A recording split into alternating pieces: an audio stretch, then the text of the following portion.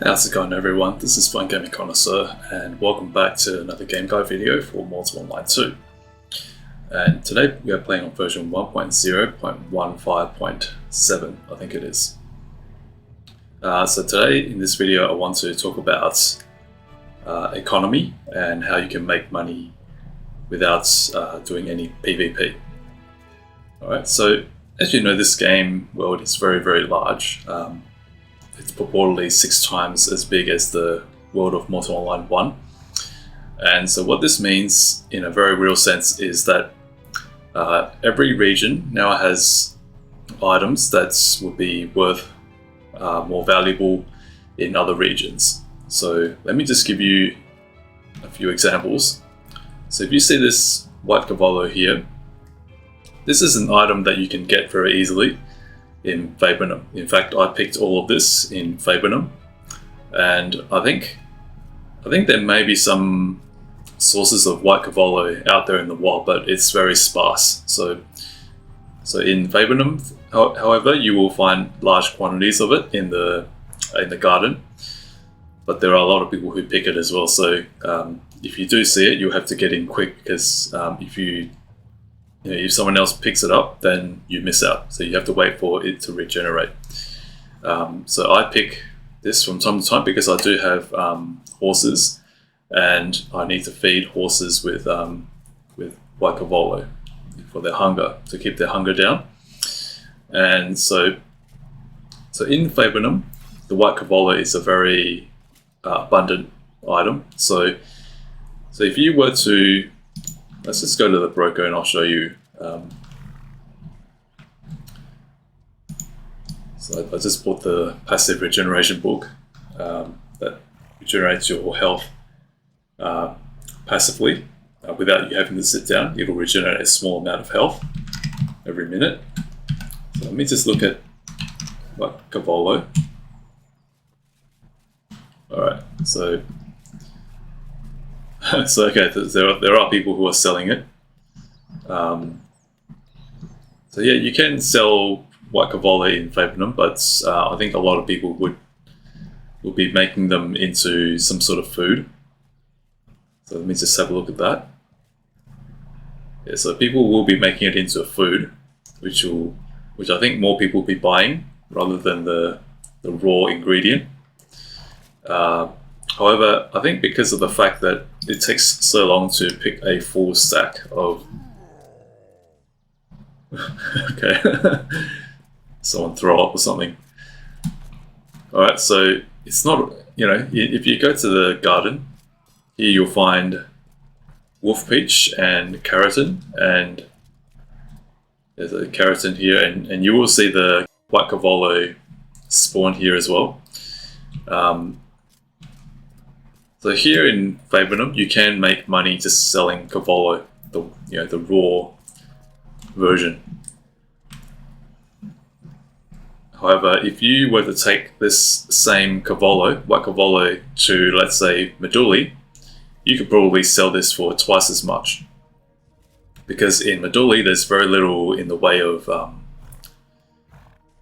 like vegetation, like healthy edible vegetation.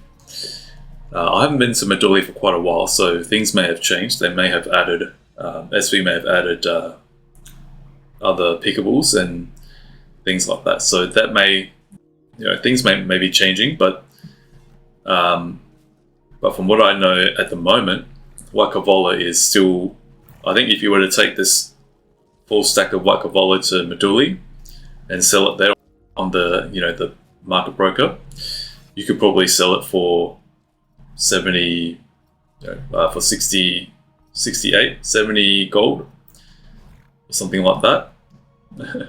So there are, let's see how much people are selling it for. Okay, so there's only one page of it, and I think the most expensive that they're selling it for is 60 gold. This is probably a little bit too much. I personally would sell it for, I probably would sell a full stack for 30 gold. That's just what I would sell it for. But 34 is not too unreasonable. I think it's fairly, I think for the time that you spend just to pick this amount of white Cavolo, I think it is worth 34 gold. However, like I said, if you were to take it to Meduli, for example, or to another region where white Cavolo is not abundant, then you could probably sell it for a lot more. Okay. Now, conversely, if you were to, let me just bring up another. Okay, so take Saburra powder, for example, which you get by crushing Saburra ore. If you were to sell Saburra ore or Saburra powder on Meduli, it will probably not sell for very much, because Meduli is basically built on top of a Saburra deposit. Underneath, the whole town is basically a Saburra mine. If you were to sell, actually, let me just have a look at that Saburra powder. Okay, so people are selling it, so you can get it for, yeah, it is fairly it's not too expensive, but but for newer players, I think this can be quite an exorbitant price tag. And for me, I had 80 gold, but I spent 40 gold just buying the passive regeneration book. So now I'm back to 50 gold. So personally, I would go and mine it myself. There is if you don't know this, there is some Saburra rocks not far from the Meduli, the Tindrum Eastern Gate. If you leave Tindrum via the Eastern Gate, and then you head east, it won't be long until you encounter some Saburra rocks. So you just keep heading east, stick to the mountainside. Of course, don't go too far off to the north, but just head east, and you will eventually come across some Saburra ore, which you can mine. So I would personally go and mine the ore myself and bring it back to Fabrinum. Now, if you were to sell it in, let's say, so of course this is, we are seeing this in Fabrinum, and so I'd imagine that in Meduli this would probably sell for probably half the price, or maybe even less, because anyone can just pick up a pickaxe and start mining the Saburra ore, which is abundant, it's just basically everywhere. So I think a lot of people would make their money as a trader by mining it in Meduli, and then, or maybe even near Tindrum, and then bring it to places like Fabrinum, and then they put it on the trade broker and then sell it for. So this is probably another example. So I first showed you local resources probably won't sell for very much locally, but in another place that's further away where that resource is not abundant, you could probably fetch a higher price. And conversely, if you were to sell something like Saburra powder here in Fabrinum, you could probably make quite a decent amount of money. And so that is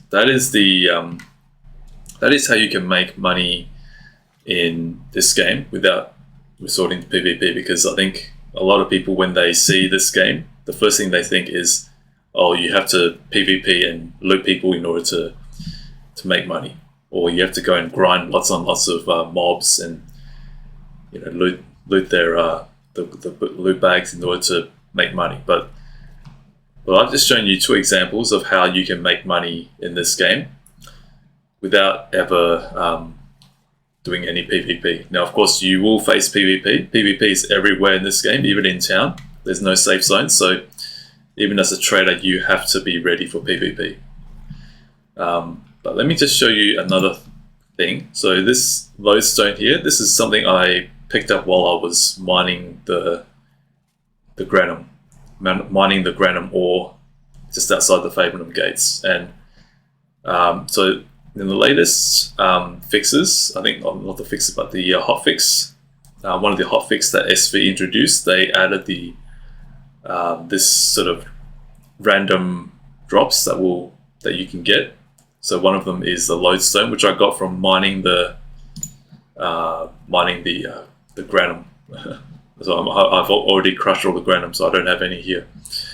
But now you can get some random valuables from wood cutting and what do you call, mining. So another thing that I picked up some time ago was a rough titanite, which is some sort of a gem, and I sold that for 2 gold.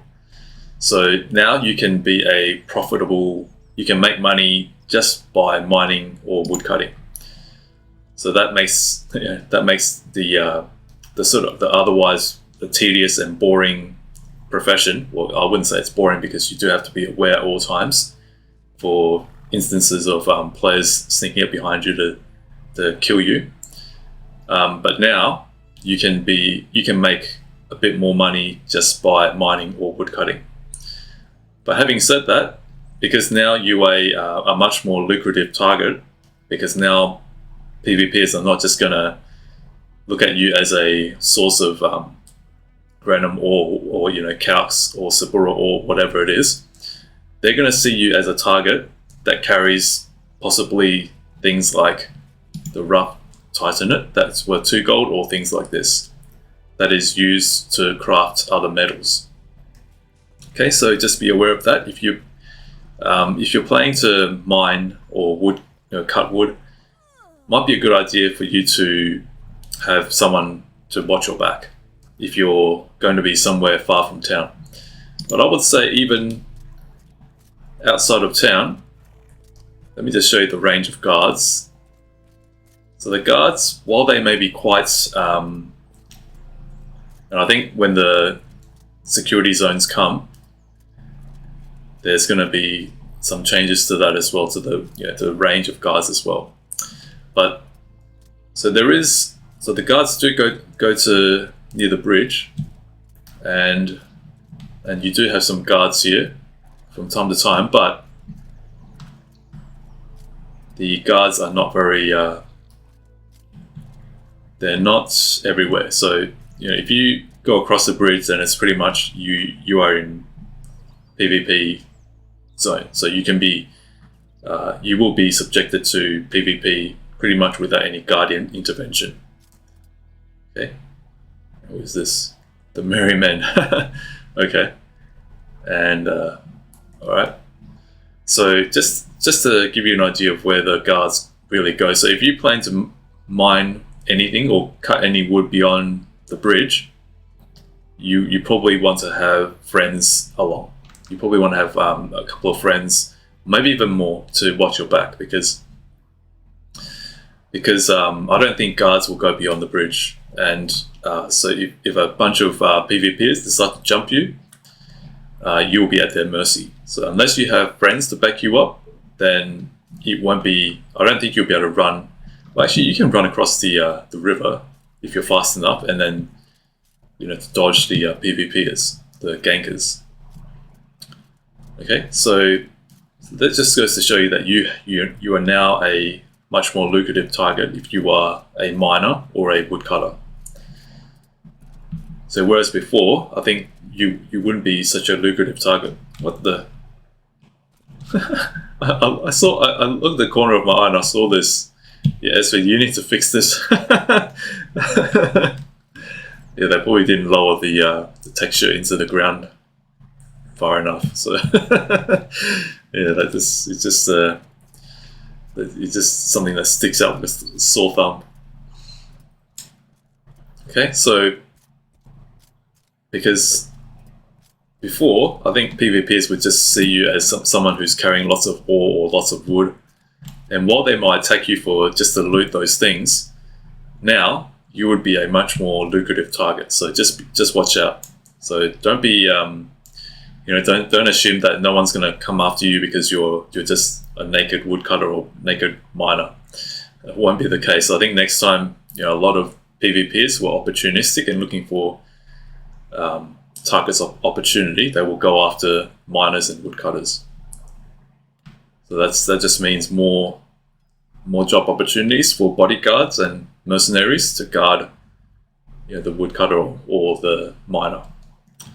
Okay, and So another thing that I will point out before I end this video is things like this. So you probably recognize this by, when you go to the crusher to process granum, and I think you get these two from, I can't remember if you get this from crushing calx or granum. I can't remember, but either way, these are like byproducts that you will get from crushing those respective ores.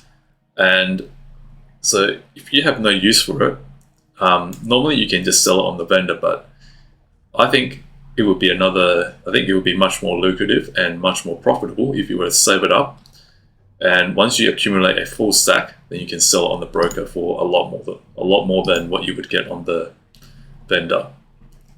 Because let me just have a look. Actually, how do you spell Amoratum again?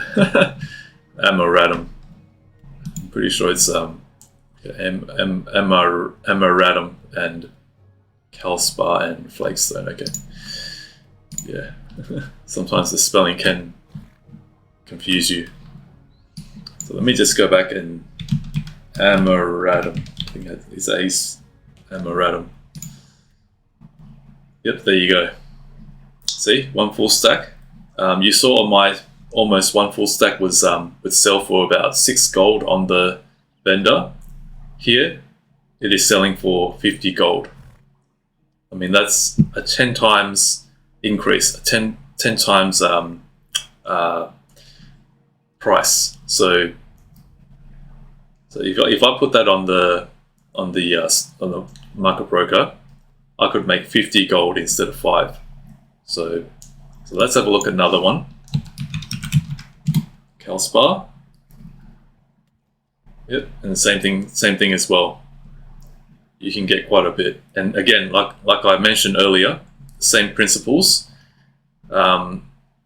Because calx is found most abundantly near Fabrinum and not in places like Meduli or Tindrum, you could probably sell this for twice the amount, or maybe even several times more the amount.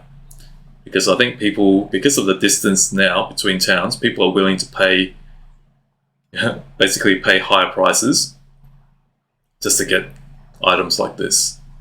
So whereas in Mortal Online 1 it didn't really matter because anyone can get to anywhere within several minutes, in Mortal Online 2 that is not the case anymore. So items will have a much more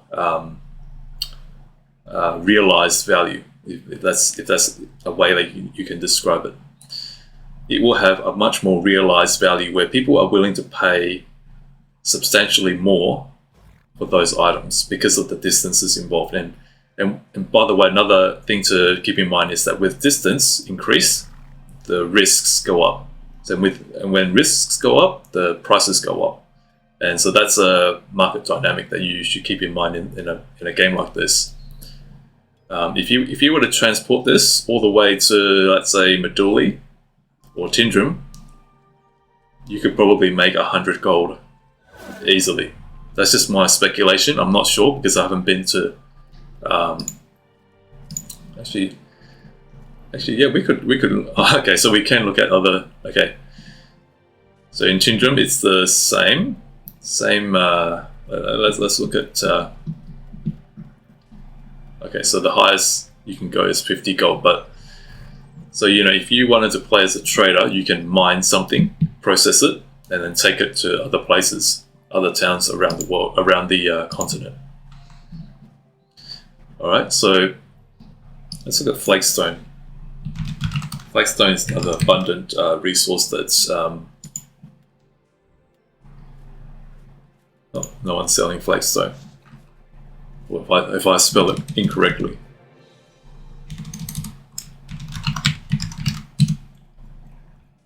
No? Okay.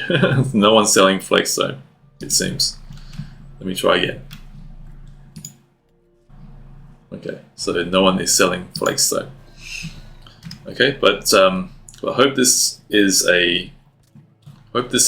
given you some idea of how the economy the economy works in this game, and if you're playing to be someone who doesn't do any PvP, I myself am not really interested in PvP as such. I would engage in PvP in self-defense, but I wouldn't be like the usual PvPer who goes and looks for action.